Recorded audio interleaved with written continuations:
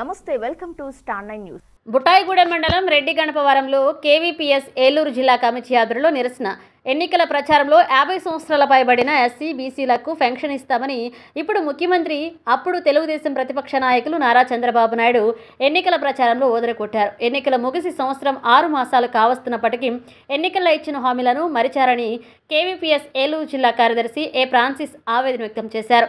రెడ్డి గణపవరం సచివాలయ పరిధిలో 5 సంవత్సరాలు, 4 సంవత్సరాలు, 3 సంవత్సరాలుగా భర్తలను కోల్పోయిన ఎస్సీ, ఎస్టీ, బీసీ పేద మహిళలు సచివాలయాల చుట్టూ కాళ్లు అరిగేలా తిరిగిన పెన్షన్ నమోదు చేయట్లేదని గ్రామ సచివాలయ అధికారులు వితంతువులు పేదల పట్ల చాలా నిర్లక్ష్యం వహించారని, అర్హులైన వితంతు పేదలకు పెన్షన్ నమోదు చేయడంలో తీవ్ర నిర్లక్ష్యాన్ని ప్రదర్శించారని ఫ్రాన్సిస్ వెల్లడించారు.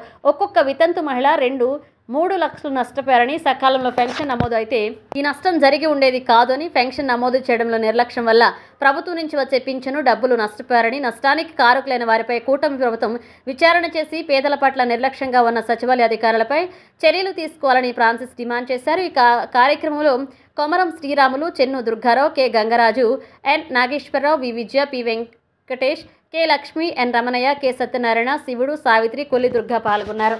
ఏలూరు జిల్లా కార్యదర్శి. కూటమి ప్రభుత్వం ఎన్నికల ముందు చంద్రబాబు నాయుడు గారు ముఖ్యమంత్రి అయ్యాక నేను పెన్షన్లు ఇస్తానని చెప్పి ఎస్సీ బీసీలకి 50 సంవత్సరాలు పైబడిన వారికి పెన్షన్లు నమోదు చేస్తామని చెప్పారు. ఇప్పటికీ సంవత్సరాల పైబడి కావస్తోంది. ఇప్పటికీ ఎస్సీ బీసీలు కూడా పట్టించుకునే పరిస్థితి లేదు. చంద్రబాబు నాయుడు గారు అధికారంలోకి వస్తే ఎస్సీ బీసీలకి 50 సంవత్సరాలు దాటిన వ్యవసాయ కూలీలకి పేదలకి పెన్షన్లు ఇస్తామని చెప్పి గంపు డాస్తో ఎదురు చూసి ఆయనకి కూటమి ప్రభుత్వానికి ఓట్లు వేశారు మా పేదలందరూ కూడా. ఇప్పటికీ కనీసంగా వీళ్ళ గురించి పట్టించుకున్న నాదు లేడు. 6 సంవత్సరాలు అయింది.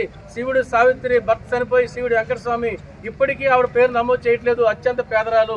అలాగే కొల్లు దొరకకి వాళ్ళ ఆయన చనిపోయి 2 సంవత్సరాలు అయింది. ఇప్పటికే పెన్షన్ నమోదు చేయట్లేదు. భర్తలు చనిపోతే భార్యలకు పెన్షన్ ఇస్తామని చెప్తారు. ఇప్పటికీ తెలుగుదేశం కూటమి ప్రభుత్వం వచ్చిన తర్వాత పేదలను చాలా నిర్లక్ష్యం చేస్తున్నారు. సచివాలయ అధికారులు చాలా నిర్లక్ష్యంగా వ్యవహరిస్తున్నారు.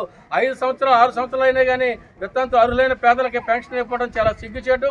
అధికారం కూటమి ప్రభుత్వం అధికారంలోకి వస్తే పేదలు వదిలేస్తారని చెప్పి గంపు డాస్తో ఎదురు చూస్తున్నటువంటి మా ఆశలన్నీ కూడా అడియాసలు అయిపోయినాయి. అంచేత 50 సంవత్సరాలు పైబడిన వాళ్ళకి నేను అధికారంలోకి వస్తే మీకు పెన్షన్లు ఇస్తామని చెప్పి ఓదరు కొట్టారు.